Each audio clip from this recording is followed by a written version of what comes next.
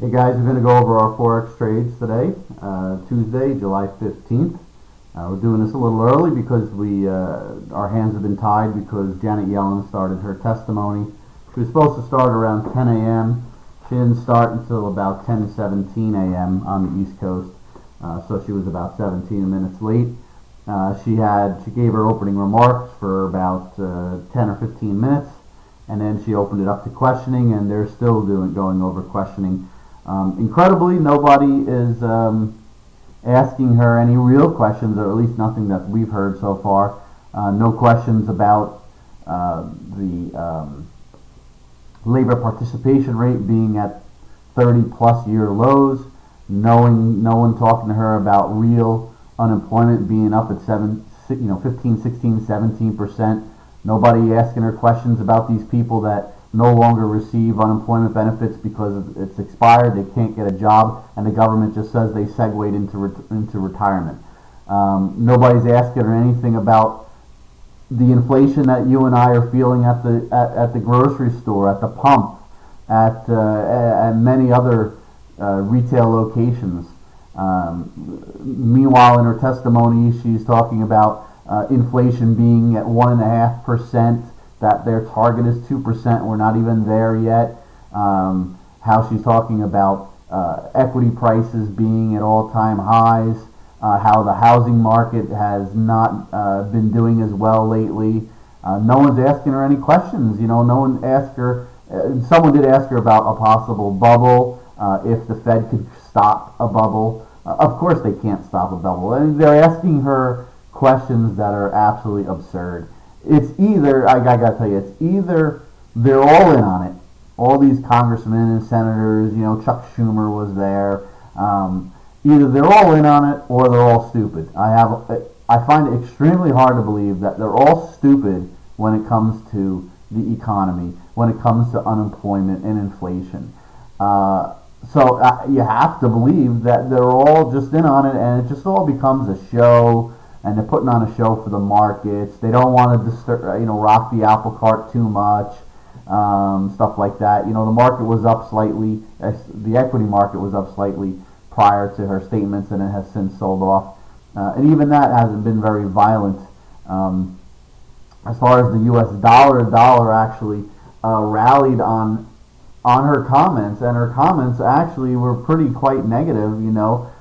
Saying that even though unemployment's come down a lot, it's not quite where it wants to be.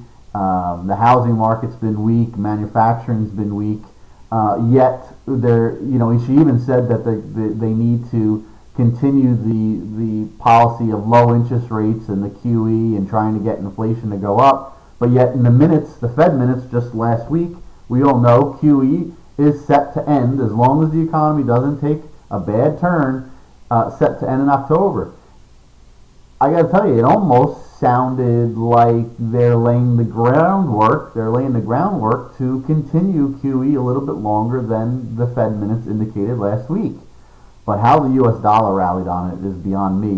You would think the U.S. dollar would have fell on those comments, but for some reason it did pop. But let's go over. We had 3 trades prior to the comments. We wanted to be out prior to them, so they were from last night. We had set our profit targets, our stops overnight. Got taken out on some.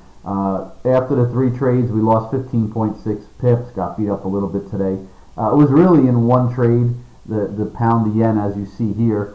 This was the big loser. We were short this 173.364. We wanted to be out. We set our stop for 23 pips. It lost. It's amazing. We got out. We got stopped out last night, almost at the high of this. It did pull in. If we were looking to either push on this or maybe make a few pips, we could have pulled it off. But you would have been risking that it doesn't do this and this thing takes off, just like as it did here. This is last night from Great Britain on their economic numbers that came out last night. So you had to cover. You had to be out before this big number was coming out. You had to be out before Janet Yellen begins her speech. So we took it, and we took the lump. We took the hit on the chin. It's another one that we were short this 1.07155 U.S. dollar Canadian dollar. Looked like it was going to come in. Yeah, we had this big rally the other day, but it seems to be rolling over. We catch it short. At most we were only up about 5 or 6 pips, and then once it took these tops out, we covered. We lost 4.2 pips. Ultimately, the right move, because if you didn't cover, it would have, it would have rallied. And then this is her comments at 10 a.m. or a little after 10 would have been, you would have been taking a much bigger loss. So not a bad trade. Lost 4.2. And then this was the best trade we had. Euro to Australian dollar. We were long this 1.44979. Had this pop, we were actually still looking. We were still trading at this time last night. This is about 9 o'clock or so. We failed to get out.